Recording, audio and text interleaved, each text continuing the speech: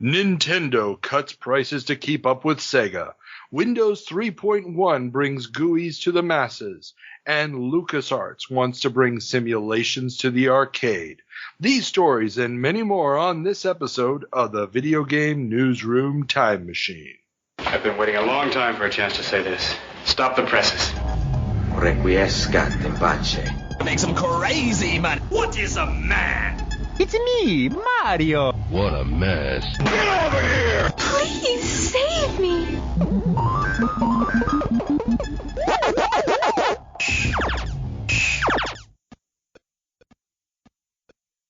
Welcome back to the Video Game Newsroom Time Machine, the show where we travel back in time 40, 30, and 20 years to find out what was making headlines in the video game and home computer industries of yesteryear. I'm your host, Carl, and today we're going to be traveling back to April of 1992. Please welcome my returning co-host, Wouter. How's it going?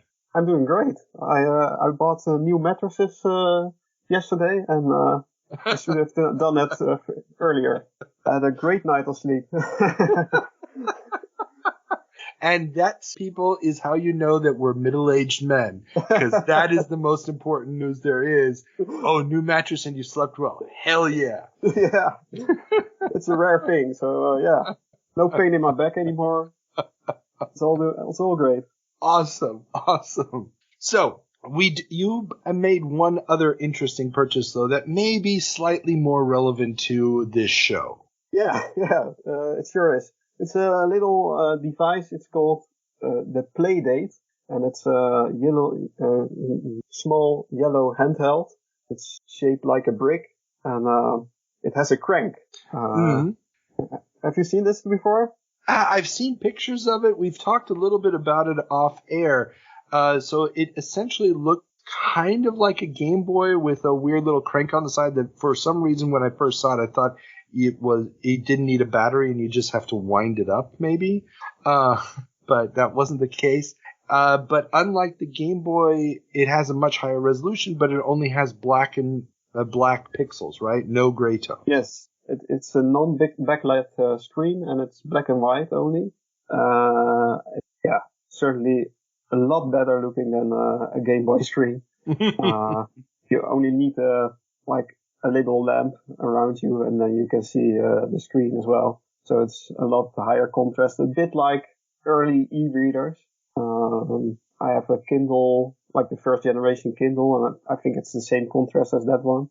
But the refresh rate is, I think, 50 hertz, so it's really smooth overall. And the games are a lot more modern, so really smooth animations, and it's a really cool little thing. And the crank is not something to charge it, but it's some new input device, so it's a sort of analog stick, you can say it. But yeah, you have to turn the crank to do stuff in the game, and it's all made for indie developers, so they made a really good SDK for it, and also there's sort of web version of their game developer program, which is a bit like RPG Maker, so it's more like drag and drop and a little bit easier. So there's already a lot of games coming out for it. They just let developers publish their own games, so it's not that they have their own store. They will make that in the future, but it's all very, very early. I think I'm one of the first person to have this thing. I pre-ordered it like the minute it opened pre-ordering, and I think I waited for a year or something, and then I finally got it. And yeah, it's pretty cool little device. You get every week you get 2 new games automatically downloaded on the system.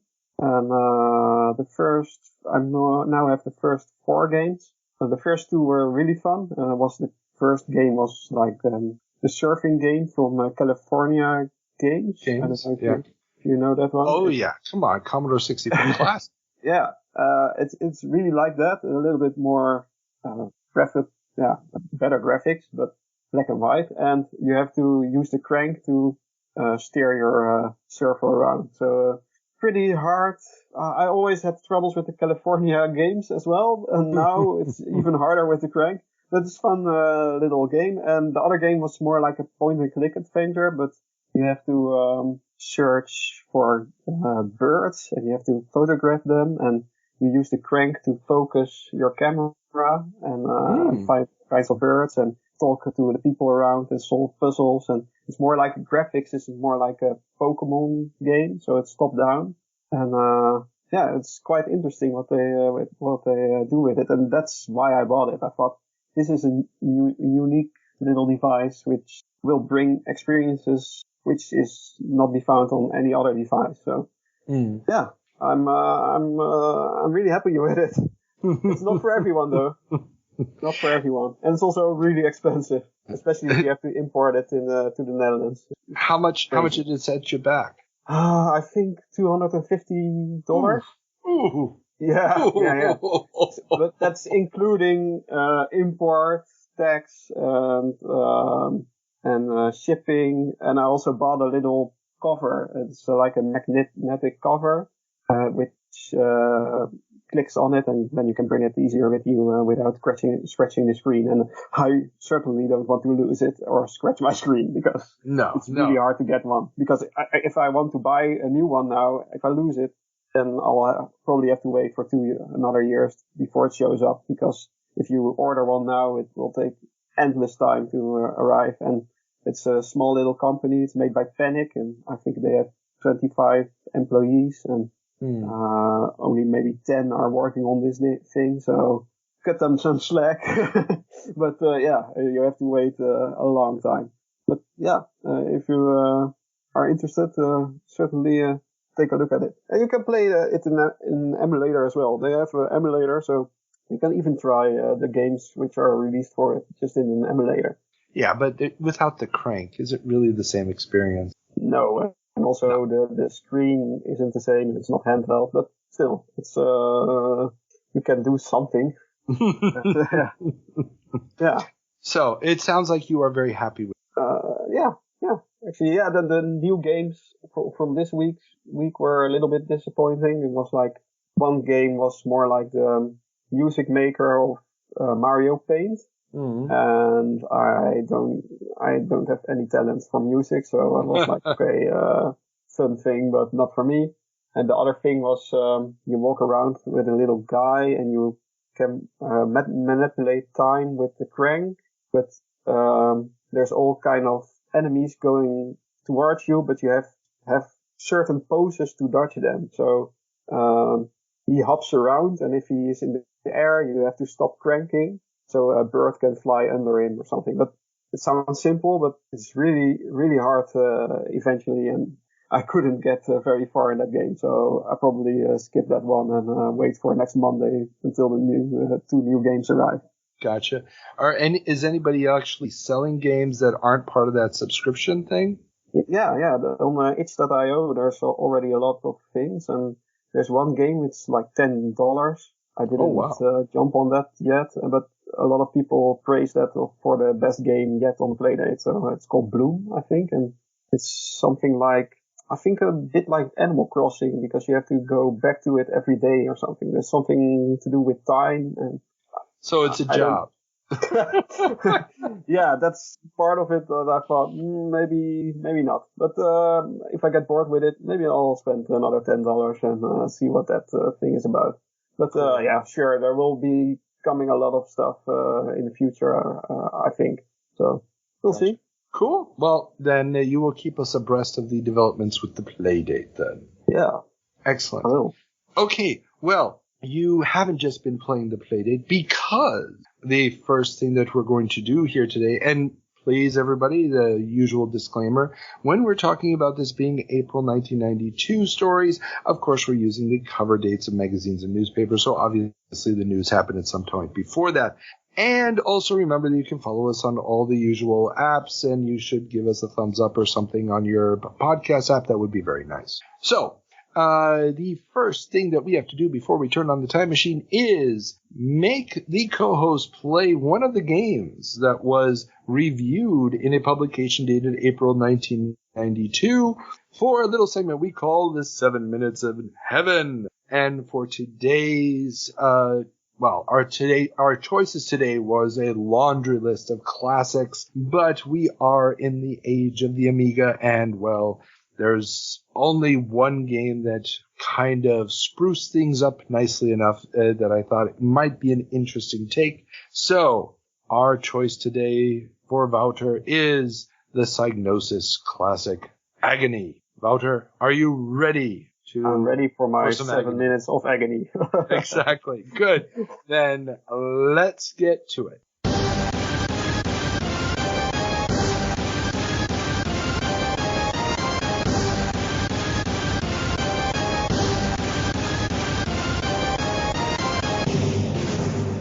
Welcome back from your 7 minutes in heaven. So, for those who have not played Agony before, how would you describe it? A lot less agonizing than you would think. So it didn't live up to the name? No, it was a mediocre game, but it wasn't agonizing. But it's a horizontal shoot 'em up, like we know it, like Gradius and stuff. But for the Amiga, obviously, and I already said in the playthrough, it's really style over substance. It's really beautiful looking, really nice sprite work, really nice background effects, parallax scrolling. They threw everything at you with which they can. Good, I think. But it's not a great shoot 'em up per se. No, it's not. Not quite sure what they were thinking here. I mean, it's got a lot of fantasy elements. The main sprite you play as this weird owl is very reminiscent of the publisher Psygnosis' logo. Okay. So the people anybody who played a Psygnosis game back in the day will know that owl is part of the logo. And the logo was before this game. Oh yeah, many years. Well, not many, but so maybe they thought, okay, we have this cool logo. Let's make some game with a logo as a main character. And the main character is really nicely animated, and it's really nice sprite. And all the sprites are nice, but there's no animation on the other sprites. Yeah. All the enemy sprites seem to be just still images or have very, very limited motion. Yeah, I think there was just a really nice a person who could make really nice drawings or paintings or something, and somebody digitized all this stuff, and there wasn't really an animator. But I'm not sure, but it certainly looks like that because everything really looks nice. It's really incoherent, but it really looks nice. It's yeah. So for graphics, it gets some high marks, but for gameplay, not so much. Yeah, it's kind of the epitome of what Psygnosis had been doing up until this point. They had done a whole bunch of games where either the art seemed very surrealistic or where it was fantasy elements thrown together that didn't really make a lot of sense, and animation was kept to a minimum, probably to conserve space in the memory requirements, because the Amiga didn't have that much memory. I mean, especially for graphics of this size. And so, yeah, it's basically, if you really want to break it down, it's a showcase of just they threw interesting little sprites in there, but it very much in line with games like Shadow of the Beast 1 and 2. Shadow of the Beast 3 tries to be a little bit more coherent with its imagery. But yeah, this is kind of hitting this watermark for Psygnosis. In a couple of years, they're going to pivot, especially when they go to the PlayStation, where their games will be less surrealistic and more concept-oriented, where they'll be creating more coherent worlds like Wipeout and Destruction Derby and stuff. But at this point, yeah, they're just going balls to the wall, Amiga artwork insanity. Yeah, that's certainly they did. And Shadow of the Beast, that's that early Genesis game as well, right? The Sega arcade game. It's not a Sega arcade game, but it does get ported to the Genesis. It gets ported to the Master System. It gets ported to everything. There's even 8-bit versions of it, but it started out as this graphical showcase for the Amiga because of the parallax scrolling and stuff. But it's also gameplay-wise a game that is to say that it's bad is not being nice. It's really a terrible to play. But I think I played this before. It's another game. I'm confused with another game with Beast in it of the Genesis. Like one of the first games. It also reminds me really like that game. Game with Beast in the title for the Genesis. You mean Altered Beast? Altered Beast, yeah. Beast. That was the original pack-in title. Yeah, it reminds me of that style of graphics as well. Altered Beast. I mean, that was kind of the side-scrolling, sprite-based graphics of that time with the limitations that you had on how many colors you could use for the sprites and so forth, and the size of the sprites. So they're working with relatively similar hardware on the original System 16 board. That was the arcade version. And, of course, the Genesis has very similar hardware to the Amiga. The only difference is Altered Beast had a little bit more variation in the gameplay because of the different mutations. Yep. And it kind of knew what it wanted to be as opposed to Shadow of the Beast, which is trying to be more of an arcade adventure where you're traveling around doing stuff, but it doesn't really convey the sense of a coherent world then. It's probably just a difference between Japan and Europe. It's just like in Japan there were more like game designery maybe early on, and in Europe there was this like, let's try everything out what we can. Yeah, exactly. See what sticks. That is a very, very accurate way of looking at it. And I just checked, Agony ran on 512K of RAM. So you could do it on a stock A500, which unfortunately meant that, the entire level's graphics had to fit in 512K, which... that's probably why there was no animation. But on the background, there was a lot of animation, like splashing waves and waterfalls. And I think there was sort of parallax scrolling in the background. There was like a sort of sunset or something. It's really impressive. But, they could have taken a little less time in the graphics department and a little bit more time watching the Japanese shoot 'em ups of the time, and maybe try stuff like that. Something like R-Type is probably already released at that time. And R-Type is out in the arcades. It's been out for a while, actually. Radius and stuff like that. It's like so much better. So unfortunately, I wouldn't recommend playing this game. I would recommend watching the video, and then you can see how amazing it's looking for the time. But for gameplay, I wouldn't boot this one up. Yeah, and it's interesting because the team that developed this also did another Amiga game called Unreal, not to be confused with the first-person shooter. And they were a French team, if I have this right.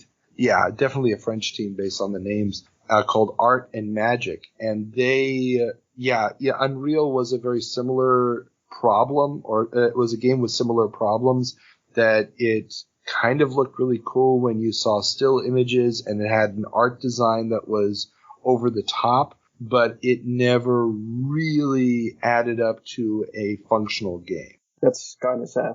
I kind of wish people will take these concepts and make a remaster of it, because I think you can do it. I recently played Zool Redimensioned. That's Zool, right? The Gremlin intergalactic int dimension or something. Yeah. Intergalactic ninja. Yeah. And they made a remaster of it recently, and it's like suddenly a very, very fun game. I can't stop playing it. Oh, cool. So yeah, they widened the viewport, so you can actually don't have to make blind jumps anymore. They made it a little bit easier. They made checkpoints in it. All kinds of quality of life improvements. You can choose levels, so you don't have to game over and start over again. And it's overall just a lot of easier. And you can also choose difficult, more original difficulties. Yeah. And I played it on the easiest difficulty all the way through, and now I'm playing it on medium settings. And when I finish that, if I can finish that, then I'll probably play the original. It's like all steps to the original game. And yeah, like Zool, it's almost the original Zool is almost unplayable right now. I don't know if it's like chaos. It's like, but the remaster is along those backgrounds on the original one with all the lollipops and stuff in the background. They removed that, unfortunately. That were so unbelievably difficult to even discern what the hell was going on the screen. Yeah, I mean, as long as it got rid of that stuff, everything is good. Yeah, the zoomed out viewport, a little bit less colors, checkpoints, a double jump, and a little bit more hit points, I think. It all adds up to just a playable game, and it's like, yeah, I really recommend it. And I can see other European style platformers or stuff like this reimagined or remastered, just take those sprites, make something more of it, and I can see there is some redeeming quality in these games, but they just need a little bit more polish. And this is unfortunately the problem at this point in time. And for those who really want to hear more about this, my interview with Jerry Wolosenko, who was the American rep for Psygnosis at this time, we talked about this extensively. The market for game software in Europe at this point was you had 4 to 6 weeks to sell the game. After that, the piracy was so rampant that everybody would have copies of it. And so the idea of spending a lot of time tweaking the game and really making the games have that flow that the Japanese games are so good at just wasn't financially feasible, because you were not going to make up that extra time that you invested in the sales of the game. It was all about have flashy graphics, flashy images on the packaging, and get it out before people have just got copies of it themselves. So the Japanese were a lot more well-behaved probably back in the day. Well, so they also had console. You're not talking about computer software. Yeah, they also had consoles. So, getting a pirated copy of a cartridge isn't going to be as easy as getting a pirated copy of a floppy disk. Right, and Japanese people don't steal from each other. Well, I would take that with a huge grain of salt if you've ever looked at the number of platform games on the NES. But yeah, they stole game concepts, but not. I don't know. There's plenty of piracy going on. Oh, we can talk about that in just a moment. Actually, that's going to dovetail nicely into one of our stories today. Okay. Well. Yes, we will be talking about that. So, okay. Would you recommend that somebody play this today? No, watch a video. Just go to YouTube or to our Patreon. Our Patreon? So, yes. So and you can watch Wouter play this in the video version of this segment, and you can get there by simply being a $1 a month Patreon supporter of the show. Okay, now, and that way you get yourself, or at least the first 7 minutes of this yourself. Okay, now, we need to check in with our good friend Ethan for our Department of Corrections. Hello, this is a prepaid collect call from the Department of Corrections. This call is subject to recording and monitoring. To accept charges, press 1. You may start the conversation now. Welcome back, Ethan. So, what did I get wrong in March of 90? Oh, no, wait. We gotta do something else before that. Yeah. Just like you pretend to forget every single time, Carl. Come on. So this is the Mads comment. So, Mads, I know you got yourself acquainted after this episode with the X-Men 6-player arcade cabinet. I just want to share, that I have some memories of this game, even though it came out before I was born, because it was still in it wasn't even in an arcade. It was in situated in a mall store in Providence, Rhode Island. And when we used to go down to the Providence Place, which was a big interior mall there would be an X-Men arcade game. And that's one of the few arcade games that I ever played where random people would come up, because there are 6 slots. So it wasn't as intimidating as if you're filling in as the third player on a with two people already on it. So that was my one little taste of what arcade gaming used to be back in the mid 80s. Well, this would have been early 90s, but yeah. Right. I just mean the experience of somebody coming up for like a beat 'em up. That's true. That's true. Just a random person coming out and playing beside you. Yeah. The gold is I miss. So it was a chaotic little game. It's a beat 'em up. You don't expect a whole lot, but damn, it was an experience with the two wide monitors. And I remember. Yeah. Oh yeah, no, it was absolutely amazing. The first time you saw it in the arcade, you were just like, oh, this is possible. Okay. Well, you would have known if you played Darius. Come on. Well, yeah, but you didn't have 6 players on Darius. Fair enough. Yeah. Okay, so let's move on to the actual mistakes. Well, give me that flood of things I got wrong. Though it's a little vague on this one. You did okay for 1992, but there are a few things to talk about. I didn't have the time to go look up, but I'm pretty sure that you were incorrect about the Philips Super Nintendo add-on, the CD that they were going to put out. There is some technical information out there about what the Philips version of the CD was going to look like. I know one of the big things is that they were going to put the CDs in caddies so that people wouldn't scratch them. So that would have reduced the speed, definitely. But I think you said something about the specs, and I think you were wrong. So bad, Carl. Yeah, the big thing was that Nintendo kept touting that there was going to be a coprocessor on board. Oh, yes, right. And that was the thing that I couldn't find any specs on. And all right, I will look this up for the future. But exactly. If you could find it, I'd love to see it, to see what it was supposed to do. Yes, I will look that up and see if it actually did have a coprocessor or not. And it may have. And they were trying a whole lot of weird things. Because it did actually getaways. Like, some people just kind of assume that, like, oh, we're going to do it with Philips just to spite Sony. But it seems like they were actually going to do something. It just never came together. Gotcha. And the last of the lot. You are extremely overestimating how much Nintendo cares about Sega until they start actually butting heads in 1992, at the end of 1992 for that Christmas. Basically, every time you say that Nintendo does something, you say they're doing it because of Sega. And I think you're just wrong. So. Okay.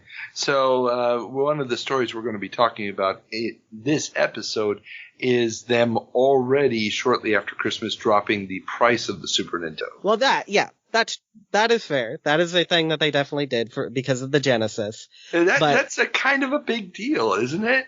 I mean, yeah, but you say every single time that they announce a product, it's to steal thunder away from Sega, rather than they were working on this and now they're announcing it. All I'm saying is I have an tingling feeling inside me that the Philips coprocessor is vaporware, and that they just threw it out there because the Mega CD or the Sega CD had the extra processor in it. So it just smacks way too much of, oh, this guy's doing it, we have to do it too type. I think that's because you've already placed yourself in this situation where you believe that all things are a response to Sega, as if Sega is the most innovative company in the world. No.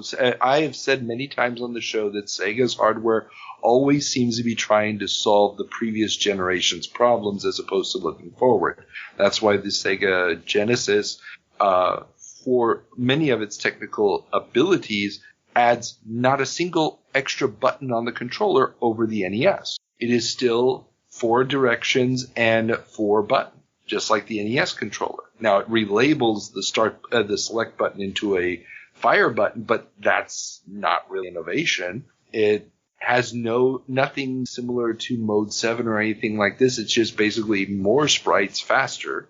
And then the Sega Saturn repeats the same mistake by trying to be the 2D powerhouse as everybody's going to 3D. So no, I will not say that Sega is the great innovator, but what I will say is that Nintendo is I don't know. It's just my gut feeling that every time they're doing these things, especially these phantom leaks about what is going to happen, it always seems to be a reaction to what other people on the market, not just Sega, are doing. But that's just me. I don't think that's true, but okay. we'll leave the discussion at that for our March of 1992 is corrected, and you can move on. That we will. Thank you as always, Ethan, for your service, and we will see you next time when we're looking back at the mistakes of March of 2002. Of which there are many. Okay, bye. Bye. Oh, luckily a short one today. If they only could all be that short. I'm knows they really are. afraid of the one we recorded last time. Ethan has already sent me the notes. The 1982 one. Yeah, Ethan has sent me the notes. There are a few. More than a few. It's going to be a long one. 3 hours of discussion, so there will be some corrections to be made, probably. Oh yeah, it's mostly small stuff, but yeah, there are some things in there, and one mistake that I've made like 5 times already, and I made it again. So we will get there. You never learn. Never learn. Now let's turn on the time machine and head back to April of 1992. Sega CD. 1992. Joystick to a whole new world. Welcome to April of 1992. Wouter, what is our first story? Acme Arcade Show leaves street operators in the lurch. The industry's move away from standard 2-joystick upright video games and towards an emphasis on deluxe video game cabs and redemption machines leaves street operators grumbling. Pinball is on the rise again, with Addams Family leading the charge, while many operators keep hoping that video lottery will finally be widely legalized. So this is the arcade show you already talked about, right? No, that was another one. We talked about the ATEI show last time. Yeah. That was in London.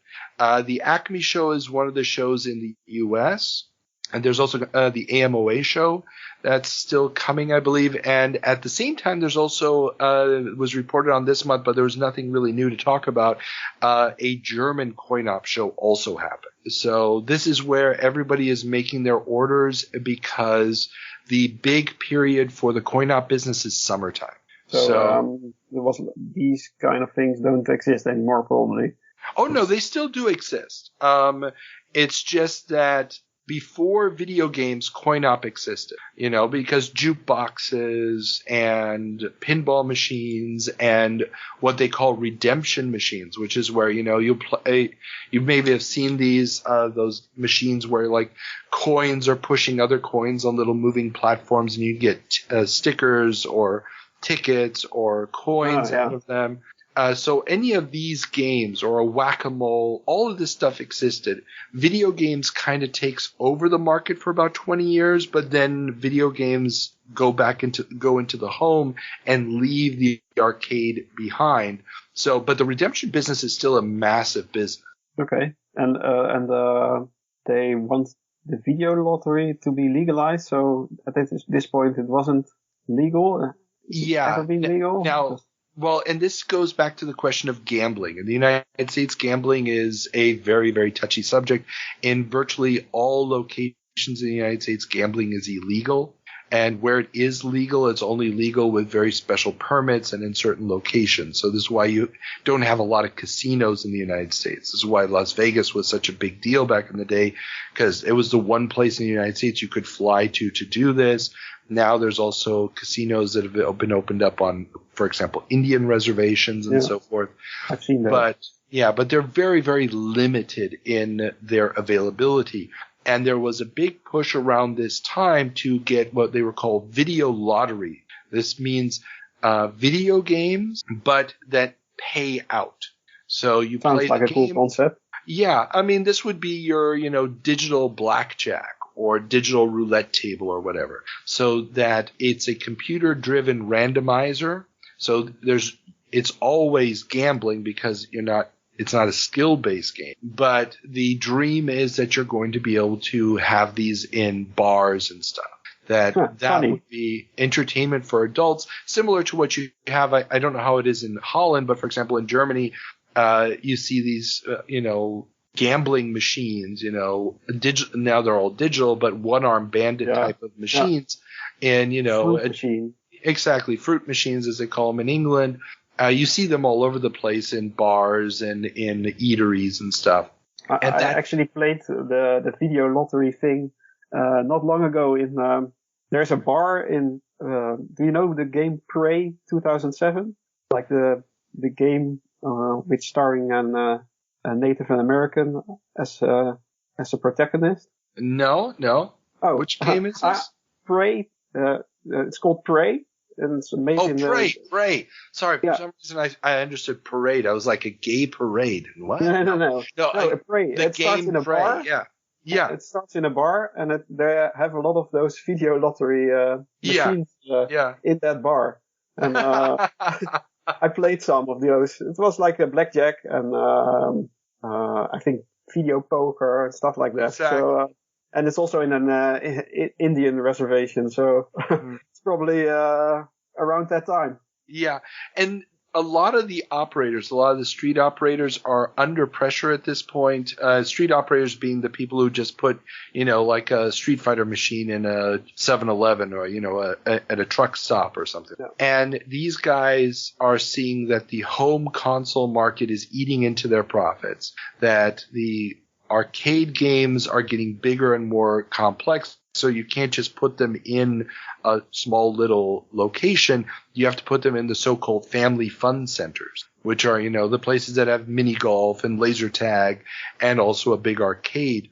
Or you have to have like a mall arcade to put these bigger devices. So the standard street operator who was really big in the 80s, where in the States you'd go into a supermarket, there'd be a coin-op machine. You go to the gas station, there'd be a machine. You'd go to the convenience store, there'd be a coin-op machine, etc. Those people are starting to feel the pinch of the fact that there's not enough interesting product for them that would fit in their locations, and instead the arcade game makers are focusing more and more on the arcades and the family fun centers with their bigger, more elaborate systems that are supposed to distinguish them from what can be done on the home console. Like pinball, big physical or exactly. Like Now, this is one of the reasons pinball is making a comeback, but the other reason pinball is making a comeback is that pinball is now incorporating more video game-like mechanisms. So you've got the dot matrix screens have only popped up in the last 2 years. You have more computer-controlled stuff with sounds and little mini-games inside of the game. And more variation. So it's not just, hit the same target 50 times. It's, now if you hit this target, it represents something else, and that's shown through the video screen. So you got little storylines going on inside the games. That really takes off with the first couple pinball machines to do that were the 1989 Batman pinball game and the Terminator 2 pinball games.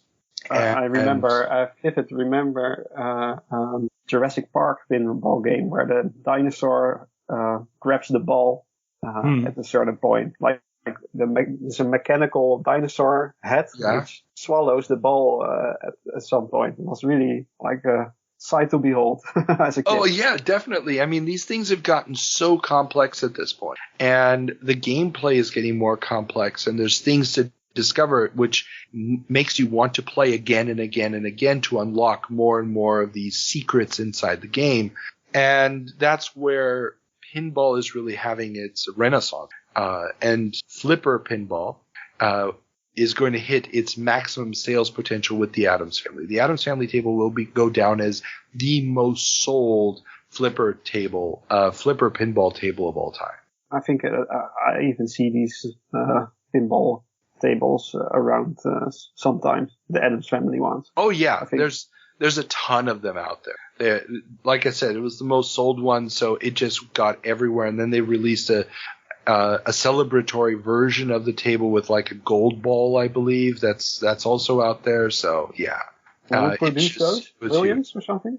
I cannot remember. That I'd have to look up. I want to say it's Midway. Family Pinball. Midway release. Okay, well. Yeah. I found out several weeks ago my neighbor has a little pinball machine collection in his backyard. So. Oh, really? In his backyard? Yeah, in his little shed. So I never knew it about him, but I was invited to play with it. So I wonder what he has. Maybe Adam's family. We'll see. Oh, dude, yeah. Go check out and report back which tables he's got, because that would be awesome. Yeah. Yeah, no, yeah. I would love to have a pinball table. I built a digital one, which I have next to me. It's a little miniature digital one, but it's not the same thing as a real pinball table. I'm really terrible at pinball. I don't have feeling for the. That's only because you haven't played enough. You haven't. Maybe, played yeah. You can be better. Yeah, I played a lot of video pinball, but it's not the same. No, it's now. There are still some coin-op games coming out. A couple of the big ones that get shown off, and one of them we're going to talk about a little bit more later on is, of course, and we've already talked about it in a previous episode, Street Fighter II Champion Edition. That's Capcom's big gun this time. Konami is doubling down, like we said last time we did a 30-year jump. They're doubling down on the side-scrolling or multiplayer beat-em-up game with G.I. Joe and X-Men. G.I. Joe, one of my all-time faves. Then you've got Total Carnage, sort of a sequel, if you will, in ways to Smash TV. And you've got Neo Geo shows off Viewpoint, the isometric shooter game that becomes very popular. There's still some life in the Laserdisc-based games. We've got another shooter in the vein of Johnny Rock and Mad Dog McCree with Space Pirates, and also one that I had never heard of before, which is absolutely insane, which is a shooter game based on Gallagher. And if you've never seen Gallagher before, he was a comedian who was very big in the late 70s, early 80s. When his big shtick was that he would tell jokes, and those jokes would be built around the idea that he would then take out a giant sledgehammer and start crushing fruit and stuff on stage and splattering it all over the audience. Oh, that's an interesting concept of a game. Yeah, and the game is basically just little snippets of him talking in a supermarket, and then they suddenly show you a bunch of fruit, and you have to shoot the fruit before the timer runs. I never heard of this thing. Me neither. I had never seen it. The video of it is up on YouTube. I'll put a link to it in the show notes. Remember, everybody, everything we talked about, there's links to it, or at least the references in the show notes. It looks terrible. I don't know how many units of this actually sold, because by the time they do this, Gallagher is already way out of fashion. But yeah, and the X-Men game was also a crazy one. I think it was 4-player or 5. Six, I think 6 even. Wow. Yeah. So you had a standard cab where you could have up to 4. And that was, I believe, a mod kit for existing Teenage Mutant Ninja Turtle cabinets. So you could just redress a Teenage Mutant Ninja Turtle cabinet and have an X-Men game in there. Or it came also in a deluxe cabinet with 2 monitors, so it had a widescreen view, and that supported up to 6 players. Crazy. Yeah. Oh, it's an amazing game. I mean, well, have you played it lately? If you play it at home on your own, it's really boring. Well, here's the thing with it. Here's the thing. If you're going to play it on MAME, and I talked to Mads about this last time we did this jump. If you're going to play it on MAME, you have to use the old trick of setting up all 6 characters to be controlled by the same input. So you, the player, have 6 characters that you're controlling at the same time. That's fun. Now, it does get extremely repetitive. In the later levels, it's just like they're clearly trying to milk you, and so it keeps getting more and more. You just keep repeating the same enemies over and over and over again. So it does get a little bit boring, but the 6 players under one controller really does help. G.I. Joe. One action button. Like 2. Well, there's an action and a jump. Or maybe there's 3. I can't remember if you activate your superpower by double pressing or with a third button. I would have to look at the control layout again. Yeah, I played The Simpsons in the arcade. I think that's the same machine. That came out earlier. Later? The Simpsons came out a year earlier. Oh, yeah, that's but it's a great looking game, but also against style over substance. Well, and this is the side-scrolling beat 'em up. Now, The Simpsons has some additional tactical stuff built into it, in the sense that you can actually double up some of the characters, and then you can do special attacks with that. There's a lot of little nuance, but yeah, the side-scrolling beat 'em up as a genre can get very monotone. And especially if you're playing it in MAME and you have unlimited credits. Right. Yeah, I can imagine you have a beer in an arcade with 3 of your mates around you and just have good fun mashing the buttons. No. See, you don't appreciate it. See, you've never been in an arcade. You've got 4 quarters and you're trying to get as far as you can to see what new thing is coming. And I've been in arcade, but they are all on free play. So exactly. And this is the thing. Free play is not the arcade. The thrill of, or the excitement that builds up when you don't have another quarter. When you're desperately trying to get the last bit you can out of this quarter. Yeah. That's the excitement of the side-scrolling beat 'em. When you're looking at your health and you're like, okay, I only have this little bit of health left. If I use the special power, that's going to cost me health as well. But I'm being surrounded, so I gotta go for the extra. I gotta use the special power, and I know I'm going to get a little bit of extra health if I make it to the end of the level and stuff. There's a lot of little strategic decisions that come through the pressure of that. But if you've only ever played the games with unlimited credits, there's obviously no pressure, and the games were never designed to be played that way. Yeah, but also they're really mean. So they're designed to take your money. Yes, but that's the beauty of, and this was the other thing that you don't experience nowadays, but you can experience in an arcade, is when somebody shows up and the game that will kill you in 30 seconds or less, and this guy has been playing for 10 minutes on 1 credit, that's when you realize it's not just button mash. There are people who can play through Double Dragon without taking a hit. I play Double Dragon and I get my butt handed to me almost immediately. And G.I. Joe. On the game. Well, it depends on experience. No, it depends on experience. So G.I. Joe, for example, there are some arcade games which are like impossible. Yes. But for example, G.I. Joe, classic example. I've told the story on the show before. I got so good at this game because I played it every break while I worked in an arcade that I could get to the final boss on 1 credit. I could play through the entire game, get to the final boss, and then I lost. I finally managed to beat the final boss, but that cost me 3 credits. My dream is to play like a game like that at home, just in MAME, and try to credit it, and then go to the arcade and show it off. But there's no one to show because everything is on free play nowadays, so it's not really impressive anymore. So. Well, it's also impressive because you're going to have a different score if you do 1 credit. But the other thing also with it is that the intensity with which you're mapping out the patterns in the arcade is different than what you're doing if it's on free play, because that quarter means a lot. So that 1 credit means a lot. And so you are memorizing everything that's happening. You're keeping track of all the stuff on the screen. It's a different experience. It's not a joke, but it's a serious business. It is a serious business. Now, wanted to mention a couple other games that also got shown at the show. One of them was Aero Fighters. Now, this at this point is still a standalone cabinet. The sequels to this, Aero Fighters 2 and 3, will be Neo Geo karts. And so it's a fairly successful vertical shooter series. I do recommend it. And then there's a series that is huge today, especially in the coin-op business, which is Golden Golf. So we get the first sequel, Golden Golf 2. If you go to a bar in North America today, you're probably going to see a Golden Golf machine someplace. They're networked together. It's a golf simulator game.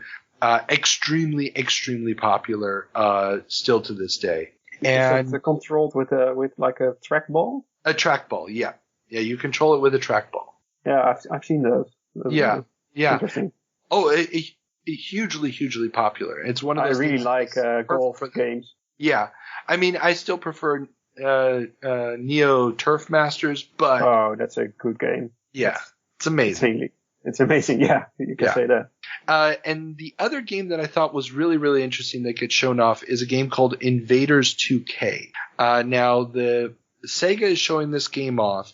It's only about 10% done. As far as I can tell, it never makes it to completion. But Invaders 2K is an attempt by Sega to create a replacement software for Time Traveler, which was their hologram Laserdisc-based game.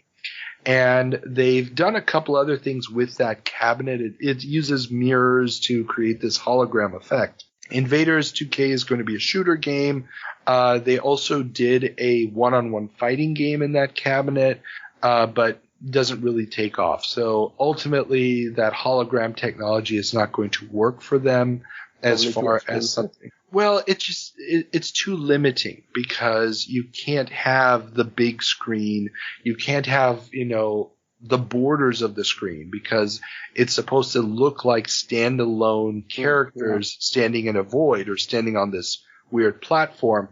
And so you can't have, scrolling backgrounds because, well, they're supposed to be standing there. So it's a bit hard to design a game for. Exactly. So unfortunately, it's not going to go anywhere, but I thought it was an interesting little. But that's the Acme show.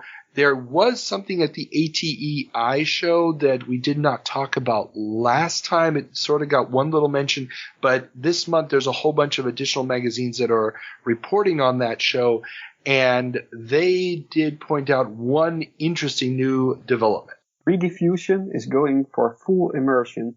Arcade game newcomer but simulation veteran Rediffusion, or Rediffusion, I'm not quite sure how it's supposed to be pronounced, is taking the idea of a, quote, go big or go home to a whole new level with Commander, a 3D flight sim in an enclosed two-player cab with hydraulic motion.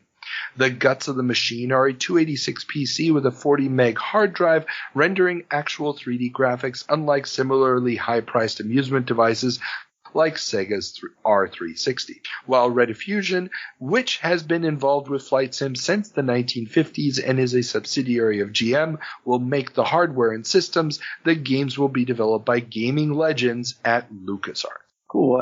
Have these ever seen the day? No. There's images of the cabs. There's images of people in the cabs. But as far as I can tell, this never reaches the market. So a 286 doesn't sound like much at the time, but maybe... No. 286 is, it's already a weak machine. Now, there is an article that I'm posting a link to in the show notes that talks about the fact that they're using a customized RISC processor as the graphics driver, what we would call it. So they have a GPU. Yeah. And that GPU is probably what's pulling off a lot of this. The handful of grainy screenshots of what this looks like, I mean, we're not talking about a lot of textures, so it's flat or Guron shaded polygons. It's hard to tell from the grainy images. Probably wouldn't have blown too many people away as far as the graphics, but as long as the GPU could keep the frame rate up and the motion of the cabinet was there, this could have been a compelling experience. Interesting, because LucasArts is doing something with it, and I can't remember them doing something with arcade games. As far as I know, this is their only real attempt at arcade games, but they are very familiar with simulation because they did Rescue on Fractalus, which was a simulation. They did Pegasus, which was another simulation. Battlehawks 1942 is already out. I think the first ads or preview ads for Secret Weapons of the Luftwaffe are already out. So they've been doing a lot of flight sims, and they will obviously culminate with the X-Wing and TIE Fighter series of flight sims. So they are an interesting party to be working with on this. It's just, as far as I can tell, there are just not enough takers for a machine that's obviously way, way, way expensive and is trying to replicate the same kind of professional simulator experience as far as the cabinet is concerned that real pilots are using for an amusement device. Yeah, and also these companies probably don't have a lot of experience bringing such a thing to the arcade market.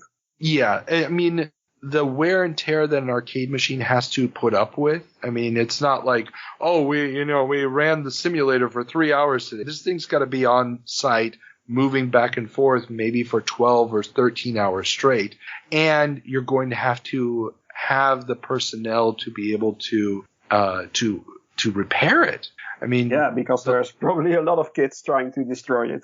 Of course. And the way that this cabinet is shown is like, you can do like a nosedive in it. And so it lifts up the back part really high up. I mean, it's just asking for a horrible, horrible accident of somebody getting hit by this. Yeah. Yeah. So, it's an unfortunate one, but a whole bunch of magazines ran articles about it this time. It got a brief mention last month and I didn't think much of it, but then I started doing a little bit of research into it, and definitely something that would have been fascinating to see what came of it or how far they got with the actual software. Okay. Well, yeah. Let's go with something which did succeed in the arcade. Yes. Capcom runs Street Fighter II Champion Edition arcade cap ad in Consumer Mag. Capcom has run a one-page ad for the new Champion Edition version of Street Fighter II in Electronic Gaming Monthly and GamePro. The ad is almost identical to the one that has been running in the coin-op trades. So the new Champion Edition version, I always get lost on all those different versions of Street Fighter II. What was the difference? The difference this time is that you're not limited to the original 8-player characters. Now you can also choose the 4 boss characters that were only unlockable in the single player. So you could only face off against them in the single player. Also, this is the one that introduces the multicolored versions of the individual characters, so you can have the same character fight against themselves. Okay. And it's called Champion Edition. Yeah, probably because it's used the champions are the top 4 enemies. Okay. Yeah, sure. Yeah. So it's unlocking the champions of the tournament. And so that's where that comes from. Also, and we mentioned this already before that, in previous jumps, that this will not be available as an add-on board.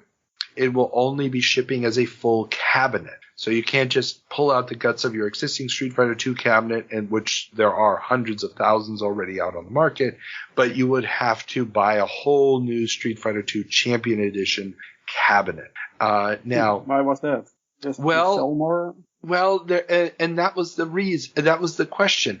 Originally, everybody was like, they're just trying to sell more. They're trying to make it more expensive. But what Capcom has now said is that it will only be shipped as a full cabinet to prevent anybody from claiming that they have a legitimate gray import. Now, we've talked last year in the 30-year jumps about gray imports, and this was something that the U.S. Congress passed a law to allow. And that was the practice of buying an arcade board that had legitimately been manufactured and sold, let's say in Japan, and then bringing that arcade board to the United States and using it here. So, or using it in the U.S. So the idea was that even though there was maybe somebody had bought the exclusive rights to distribute a game in the United States, you could still buy this Japanese board that was also a legitimate product and use it in the U.S. And that was cheaper. Well, it was usually cheaper because it was used. Okay. But there were also markets where they would sell the things simply cheaper. If you're in Southeast Asia or something, you can't charge the same price as someplace else.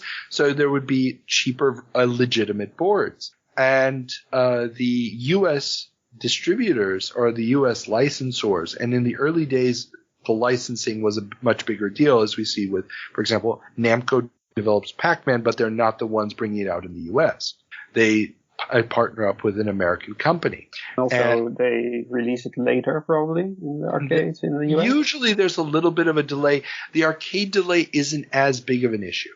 That's less of an issue. There was sometimes a delay, especially if you had to first find a distributor and so forth, or it was a game everybody thought was going to be a flop and then magically became not a flop. But that was usually didn't take very long because, once the thing's in the market, you know almost immediately success or not success. So Right, that's less of it. Because on console market, the delay was terribly long. Yeah, especially if you live in Europe. Console market was terrible, especially if you lived in Europe. Yes, but in the arcades scene, it wasn't that big of a deal. But the real issue was now that the U.S. government has made these great imports legitimate. So if you can prove you bought it legitimately and you brought it over, then you could use it. But what the arcade manufacturers have started to do is they put these disclaimers on the board saying that this board can only be used in this country and so forth. And a lot of people have been bringing in pirated, illegitimate boards. I mean, these boards are expensive, so suddenly it pays off for pirates to make illegal copies of the board. If you are bringing in this gray import, and I use gray import here in quotation marks, and you're claiming that you bought it legitimately, it becomes more difficult to do because they're saying that outside of Japan, in Japan they did sell it as an add-on board, but outside of Japan it will not be sold as an add-on board. So you can't suddenly say, oh no, I got this from a legitimate Mexican dealer, or I bought this from a legitimate South American dealer, legitimate Spanish dealer, or whatever. You can't claim that because there are no standalone boards being sold in those territories. Okay, so yeah. Yeah. So that's their explanation for why you have to buy a whole new cabinet for Street Fighter II Champion Edition. Okay, that's their explanation, but the real reason was probably still money. It was probably still money, but I think there's some legitimacy to it. The gray import thing was too big of a deal, so this is them trying to make sure, hey, if the cabinet doesn't look like this cabinet with new artwork and stuff, then it's not a legitimate. I remember Capcom later on, or maybe it's this time as well, they made PCBs for arcades, which has sort of protection over it, and if you remove it, the battery goes out of the contact, and then the ROM gets destroyed or something. And so exactly. Sort of copy protection thing. And, they tried all sorts of. That's certainly a problem now, because if those battery run dry, then the game is gone. But I think everything is backed up, but who knows what's still lost those later games are all backed up, but where you have holes in the canon, if you will, is the very, very early games, the stuff from the 70s and very early, and maybe 80, 81. There's some stuff that's missing, but beyond that, pretty much everything has been backed up. Luckily, because I want to play those. Exactly. Okay, but let's keep moving. We got a lot to cover. Yeah, Modem Mania is coming to consoles. GamePro profiles 2 new contenders for console online connectivity. The Teleplay from Baton, I don't know if it's Baton or Baton Technologies, that promises to allow for online gaming not just from NES to NES and Genesis to Genesis, but cross-platforms by releasing original games that will be ported to both systems. The second system, the Game Channel, is a bit less ambitious and will, like the Intellivision system a decade earlier, allow gamers to download titles through a dedicated cable TV channel. This is kind of cool. I don't think this ever saw the light of day in Europe, but and it didn't see the light of day in North America either. Oh, I thought the Genesis had something like that. The Genesis did. Sega does launch the Sega Channel, but it's not this. It's same product idea, but it's not this company, the Games Channel. Games Channel doesn't manage to get this off the ground. Probably just too small and a company with a too big idea. Exactly. And the problem is also you have to get access to the game. True. And also, if you're going to be downloading the games, you need to have a relatively large RAM pack to download them onto, which is also not that easy. So the Sega Channel was something Sega made themselves. Yes. Sega launched that themselves, worked on the same principles that are described here for the Games Channel, which is it's just one channel on a cable system that is constantly broadcasting the games as modem style data. And so you log on, it gets you the list of the current games that are available, and then it just has to wait for the cycle to go through to grab the game that you're looking for, dumps it onto the ROM, and once it's on the RAM, I should say, then you can play it. So it didn't use any modem. It's just TV. Well, it is a modem in the sense it's a receiving modem. So it still has to decode the data that's coming in, but it doesn't have to actually send any data out. So you didn't have to pay for telephone costs or stuff like that. No. Just your regular TV channel. This could completely go over the cable line. So it was a constant fee. Cool. Yeah. Cool technology. Yeah, well, Intellivision did it already 10 years earlier. The Intellivision system's been up and running since, I believe, 80 or 81. So obviously it's not running by 92, but they did this already with the Intellivision back in the Okay. Interesting. Yeah.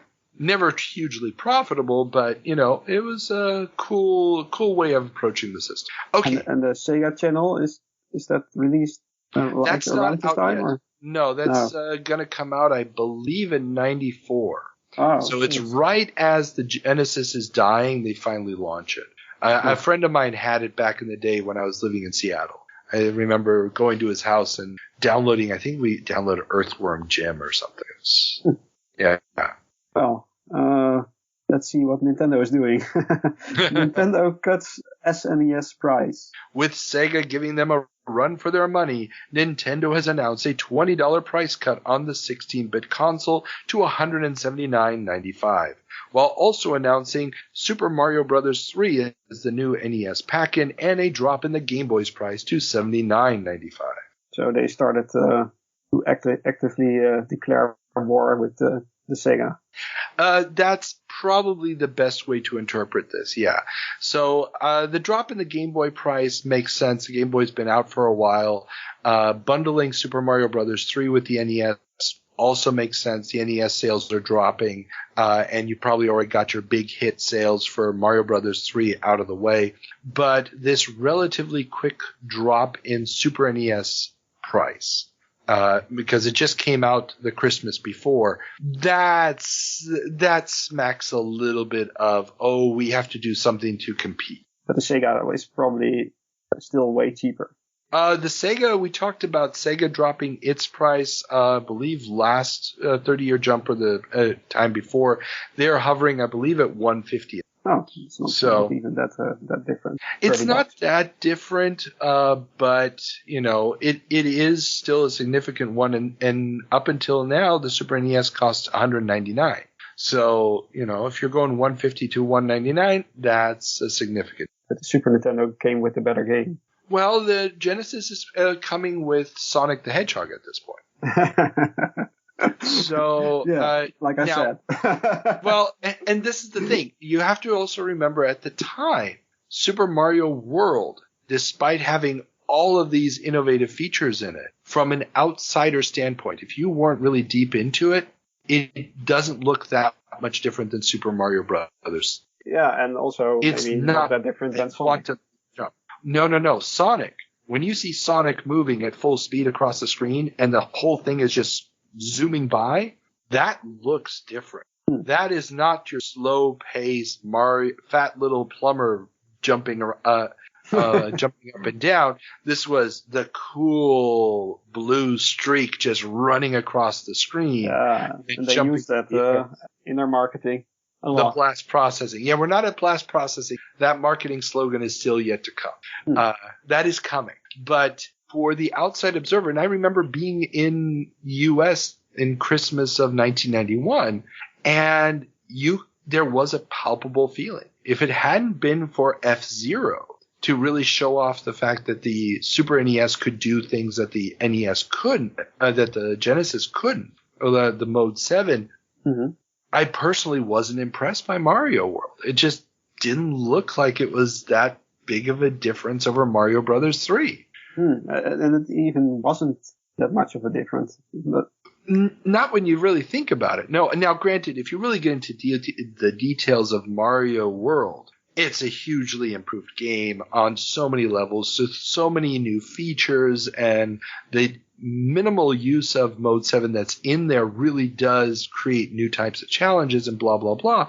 But it isn't it's a minor iterational change. But if you're buying a whole new console, you want more than not that. necessarily the big justifier. But, Sonic, you've never seen graphics move this fast, this smooth on a game console. Yeah, but then there's F-Zero. And then there's F-Zero. Probably one of my favorite games of all time. Exactly. And F-Zero makes a huge difference. F-Zero is really the killer app as far as I was concerned. Now, obviously, I'm not your standard person, and I also did not own any consoles. But F-Zero, for me, that was the one that was like, okay, this I've never seen before. Yeah. I never seen, like, I don't know if that's a Europe thing or a Netherlands thing, but like the commercials weren't there for game systems, for Super Nintendo, but also I can't remember seeing any Sega commercials. And also, I never seen a Genesis. That's just a Dutch thing. That's just or Mega Drive in our, but yeah, there was like everyone around me had a Super Nintendo. They were there. And that's probably just, I don't know what the marketing was like in Holland, but I can tell you from Germany, and of course, I talked to a lot of people in the UK, the Genesis was very, very present. It was there. Yeah, the UK I know, but Germany, I don't know. Yeah, Germany had them too. Were in Germany at the time, if I remember correctly. They had headquarters in a lot of different places, and the Super Nintendo was present, but the Genesis was present. So you weren't missing out on it. But just remember, I mean, you have to also consider your age at the time and stuff. How much of the media around these things you were following would have differed. Yeah, sure. I was 8 years old, I think. Exactly. But still, you would say these kind of things will be promoted around kids' TV shows or something I was watching. I don't know. Well, and again, it's depending on the shows you were watching. But, for example, the Genesis, I know Sega was pushing hard to not necessarily have them in toy stores, but to push them more in electronic stores. Yeah, and more MTV-like channels. Exactly. Like they were going for the older audience. Sonic was the cooler character. That's why, he's got the attitude. And it was he the is philosophy. A cooler character. He is. He still is. Because we are not done with Mario yet. Okay, Mario goes PC. Not since the home ports of Mario Brothers has Nintendo's mascot been on a non-Nintendo platform, but Mindscape has snagged the license to make home edutainment software using the Italian plumber. Will this, together with the announced licenses of the characters for use by Philips on their CDI player, be the beginning of a new approach to IP by Nintendo? No. No, it will not. It will be interesting experiments that will unfortunately go nowhere. So yeah, this is going to be Mario is Missing, and I think there's one other game that comes out of Mindscape. Some of these do get ports, not just to the PC, but to the NES and the Super NES. But yeah, this is a flirtation with edutainment that is not going to last. I can remember my friend getting home with a fresh Super Nintendo copy of Mario is Missing, and we were all excited. Like, yes, there's a new Mario game. And then we booted it up, and it was like, what is this? What is this about? And of course, we couldn't understand anything in English, so it was all in English. There was no translation to Dutch. Also, a lot of questions, I think, about the US or stuff. It's like, there wasn't like, okay, what are we playing? We didn't know what it was and so it was the most disappointing thing ever for us. Yeah, you would have been better off with Where in the World is Carmen Sandiego, but oh well. Yeah. So, but Mario is not the only one going PC. Steve Jobs goes PC. Steve Jobs, CEO of Next, has announced that Next's proprietary Unix-based OS, Next, will be coming to 486 PCs.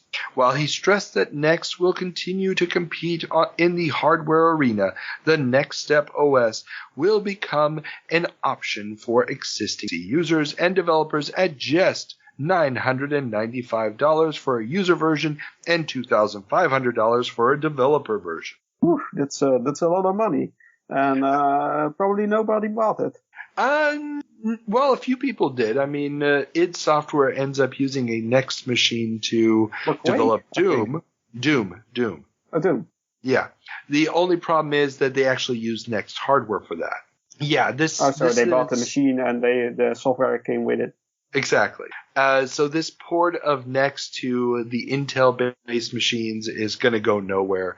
Next is failing, and there's been a few articles I've been seeing over the last few months.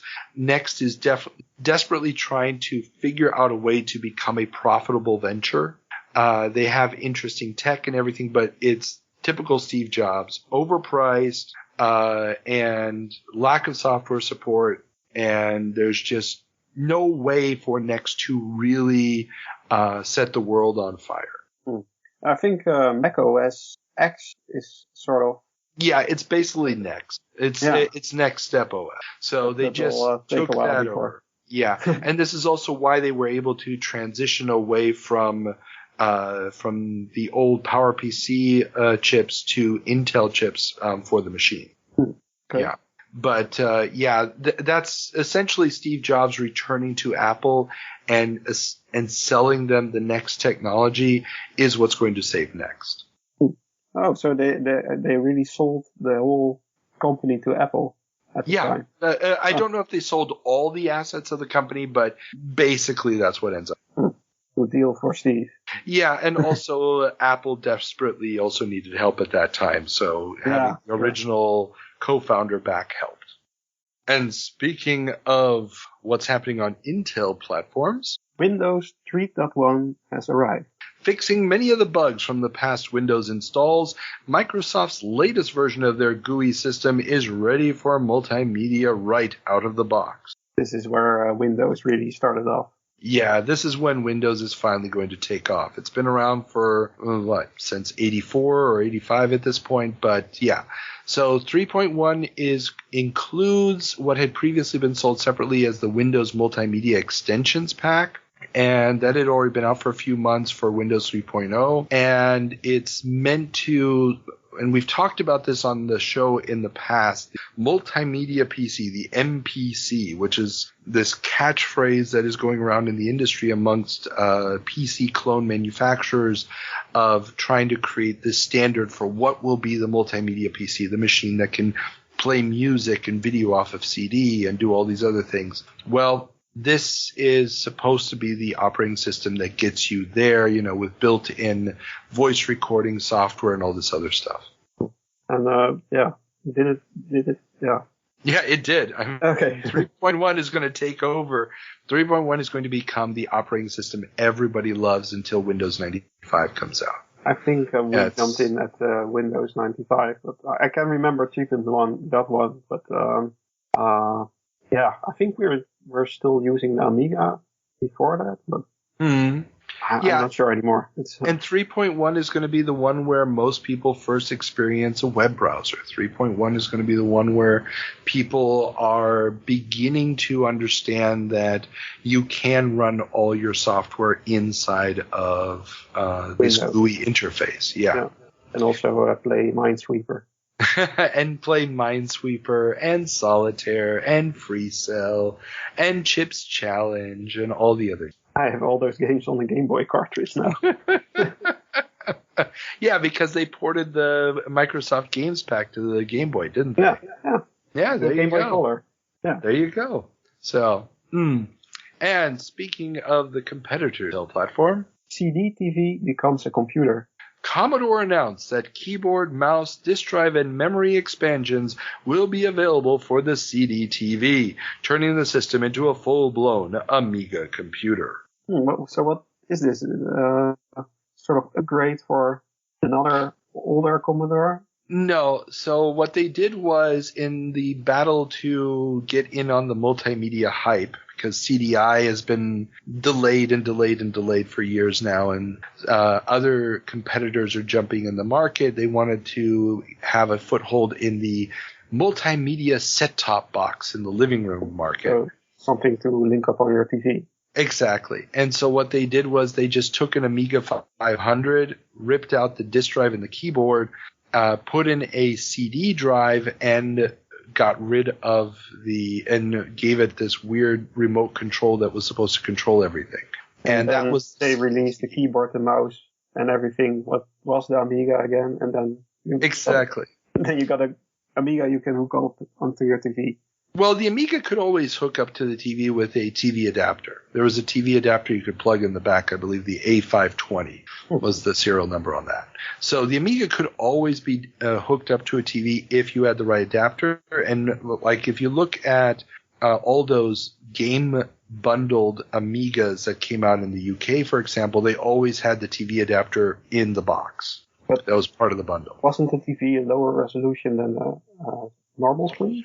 Well, you have to remember the Amiga has a very variable resolution. So you can do a lot with the different resolutions on the Amiga. That's also why if you emulate it, you get all those black bars at the top or the bottom. Yeah. Because the programmers could really decide which resolution to use. Yeah. And it's also the reason why Amiga monitors had the vertical stretch option always built in, so you could actually stretch the image to fill the whole screen, which is something I did a lot. A lot of people argue, no, they never did that. They always had the black bars and stuff. It's like, if you did that, dude, why? But, oh well. No, but that was part of the way the Amiga graphics chips worked, is that you could set the resolution. And so, yeah, the CD-TV, hooking up to a television set was always part of that DNA, and it just wasn't built into the machine. You needed the separate adapter for that. But the CD-TV did. So they changed the CD-TV to a computer, so this is probably a sign on the wall that it sort of failed? Or? Oh, it failed miserably, yeah, because there was nothing to do with it. I believe there was an FMV add-on card that you could buy, or maybe that was just for the CD32. I can't remember.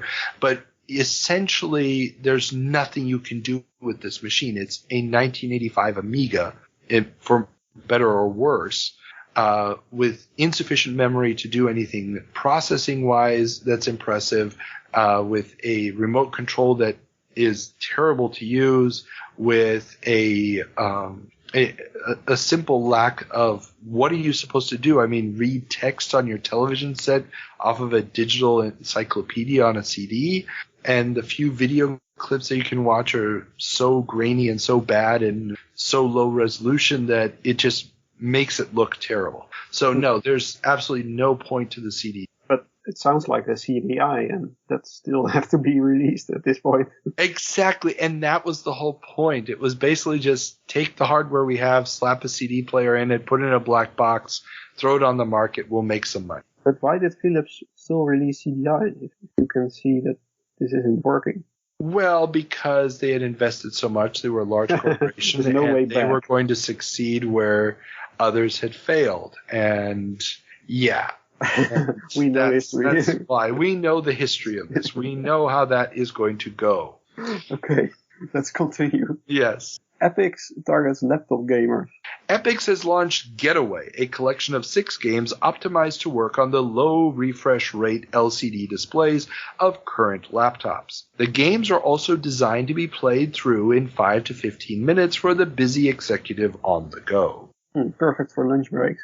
Exactly. I mean, this is casual game. Yeah, but it's still the biggest market of right now, I think. Well, today, of course. I mean, cell phone games dwarf any other collection of games. I mean, PC and console gaming together is not even a fraction of what mobile gaming generates. But this is an interesting development because laptops are still in their infancy in 1990. But it is interesting to see that Epix is trying to tap into that market. They've got their own problems with the Lynx being in the state that it is in and so forth. This was just a very cool product to get a feel for the changing time. Yeah, Epix seemed like a really cool company. It's unfortunate that Lynx was It's sort of failed. A battery hog? Yeah, but Game Gear as well, and I still play on that thing. So yeah, but Game Gear had Sonic. That's true. Yeah, Lynx had California games. Yeah, that wasn't going to have the same ring, unfortunately. No. Okay, let's keep moving. New publisher Mirage aims to be the real deal. Former Microprose and Sierra marketer Peter Jones has started a new publisher in Britain, Mirage, which is aiming to go after the increasingly sophisticated 16-bit market. Initial titles such as The Humans and The Kingdom look promising and may bridge the gap between European design tradition and American game production standards. Yeah, I know those games, or at least The Humans, also because I have that Game Boy collection. I had The Humans on the great puzzle game. A little bit hard to get used to at first, but it was a good puzzle game. You played it on, I've seen it in 7 Minutes in Heaven as well. No, we haven't played it there yet. It hasn't come out yet. Oh. Well, I mean, they're just announcing the company now, so Humans won't be out for another year or so. Yeah. True. Oh, maybe we'll play that in the future. I remember it's sort of a Lemmings-like game or something. Yeah, it's trying to tap into the same market, but you actually have direct control over the humans that you then place in different positions. So unlike Lemmings where they're just always walking, you move individual humans around. I don't want to say it's more like Lost Vikings, but it does feel a little bit more like. And if you make a mistake, then you're screwed. I know. I've seen Mads play it on Retro Asylum YouTube. Yeah, that's possible. That's why that's the confusion. Yeah. Mads probably played it over there. It is a very, very difficult. But still a moderate success probably. Yeah, I mean, it spawns. There's 3 games and it does get ported to a bunch of systems, including the Jaguar, I believe, gets a version. The big deal with Mirage, of course, is that they will be the ones who release Rise of the Robots in a couple of years. Is that a terrible game? That is going to be their claim to fame. But that's all I know, that it's really bad. Oh, it's a game that needs to be experienced. It definitely needs to be. Maybe we will in the future. I mean, you can go for the somewhat passable PC version, or you can go straight for the absolute cluster that is the Game Boy version. But no matter which Game Boy version? Oh, there's a Game Boy version. This got released on everything. Game Gear got a version. Genesis, Super Nintendo. I don't know if the Master System still got a version, but I don't think the Master System got one anymore. But everything else, every system imaginable got a version. I'll have to at least emulate it. Yeah. Or you can play the Game Boy. Version. You can play the Amiga version, which is like 14 discs. No thanks. Okay. Moving Gravis on. Announces the PC Gamepad. The iconic 4-button Gravis controller features a very Super Famicom-inspired look, while also allowing for a small joystick to be screwed into the directional controller, and features rubber pads on the back for firm placement on a tabletop. Yeah, everyone had one of these around that time. Yeah, so I think the only way to play with a controller on a PC, or at least what I know, it's like, but I can remember it not always worked because the compatibility with games was a little bit off, because it's probably a really new product. And also that D-pad, that hole where where you can put the small joystick in, that's just painful because it's like a screw hole right under your thumb. Yeah. And I can remember having almost blisters because of it, and also the D-pad also. It was garbage. It wasn't a very good product, but it was one of the only ones of its kind out there for quite a long time. You have to live with it. Exactly. Especially if you had a Super Nintendo next to it, you've seen the difference, and then it's hard to find that controller appealing. But still, everyone had it. And of course. And it's a fun looking device. Yeah, I remember trying to play Street Fighter II, the US Gold release, with that. Oh my God. My lord, it was painful beyond belief. Oh well. Okay. Carmen San Diego movie rights sold.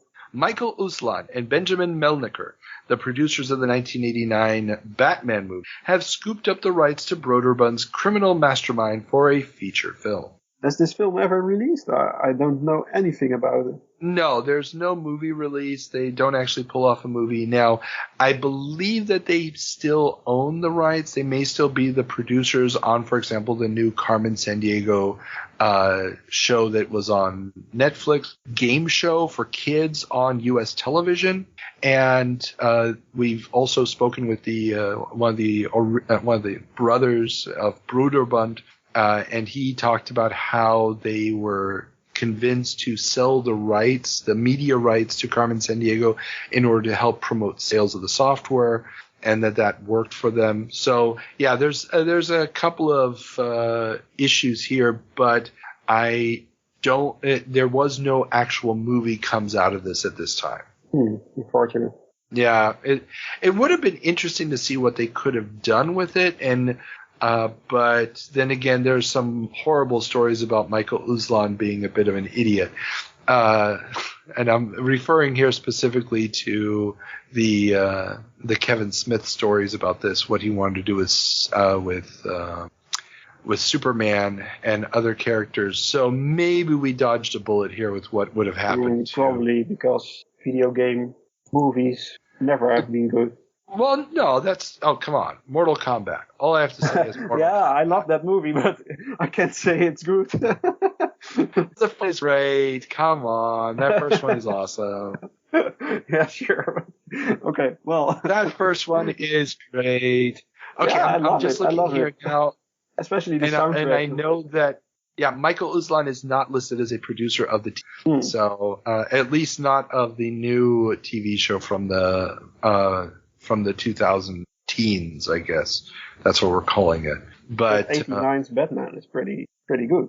Oh yeah, I mean Michael Uslan he's produced a ton of stuff over the years. He's like one of the top producers in Hollywood. I mean, he's still producing the Batman movies. He's a producer on Justice League, National Treasure. Oh wow, they announced him as a producer of a Doc Savage movie. Okay, we'll see how that turns out. But I don't know how actively he is involved with any of this stuff. No, he probably just throws a lot of money to it. Oh, he was the executive producer of the 94-95 Where on Earth is Carmen Sandiego TV show. So these movie rights will extend then to that TV show. But he's not the producer then later on of the new Netflix show. Is it any good, the new Netflix show? I honestly haven't watched it. It's clearly targeting a much younger audience. So I'm guessing that it's probably not something that I am going to enjoy at this day and age. But that doesn't mean it can't be good. I actually sat through most of My Little Pony with my wife. So everything is possible. And no, don't send me comments. I'm not a brony. I'm not saying I didn't enjoy it. It has some really, really great characters in there and so forth. Love John Delancey in it. And Weird Al Yankovic appearance. But please don't come. Okay. Now. Okay. Let's move on. Final story. Let's keep going before this gets bad. Lotus founder fears for future of internet. Mitch Caper, I think it's Caper, founder of Lotus, was the keynote speaker at Usenix, a conference where he talked about how the research and education-based internet system was increasingly becoming corporate and how it should not become the, quote, vast wasteland that TV had become. So what company is Lotus? I only know it of cars and maybe... Lotus 123 is basically after VisiCalc becomes the standard for office software. Oh, I know now. Yeah. Yeah. Okay. Yeah. So that's a different one of the car company. Yes. Has nothing to do with the car company. Or toilet paper. I've never heard of Lotus toilet paper. Oh, we have Lotus toilet paper. And also we have Lotus cookies. No, I haven't heard of those either. So there you go. See, internationalization of brands. Yeah, it's also a flower, I think. So. Oh, it is a flower. That's where it originally comes from. Yeah. But yeah, so he's a big deal. He's one of the co-founders of Internet something or other. This Internet Protection Organization. But yeah, so he is very, very worried that the internet, which hasn't been opened up to the public yet, but more and more corporations are jumping on and utilizing it. He's really afraid that if it will become just this wasteland of commercialism and it will lose sight of its original intention, which was to spread information and science around the globe. Oh, and he was right. Oh, absolutely 100%. There's so much to unpack there, but I was reading it going, okay, we have to end with that because we don't have a company dying today, but we have the dream of the internet dying, so might as well. Yay, nobody died this day. No, just except for our hopes and dreams and our spirits. Oh well.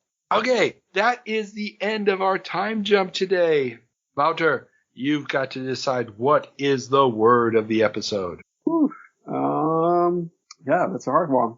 I want to say style over substance, but that's 3 words. That's a lot of words. So let's go for style. Style. There you go. Style it is. Okay, everybody, remember, you can subscribe to the show. You can give us a thumbs up. We're on the YouTube as well. We are on the Instagram. We are on the Twitter. Follow us. Do all that fun stuff. Any feedback is, of course, always welcome. All the contact information is in the show notes. And, Wouter, where can everybody find you? You can find me on Twitter and Instagram and Reddit, Discord, all under the name Bido. Look at the show notes how to spell that. And I'm mostly around in the Retro Game Squad Discord, so I'm a moderator as well there. So I'm always there. So if you type something and I'm like, hey, I'm here from the podcast, then I'll respond. Excellent. So remember, any hate mail, you know where to send it. Yeah. Okay, everybody. Have fun. Don't do anything I wouldn't do, and we'll see you all next time. Hey, bye.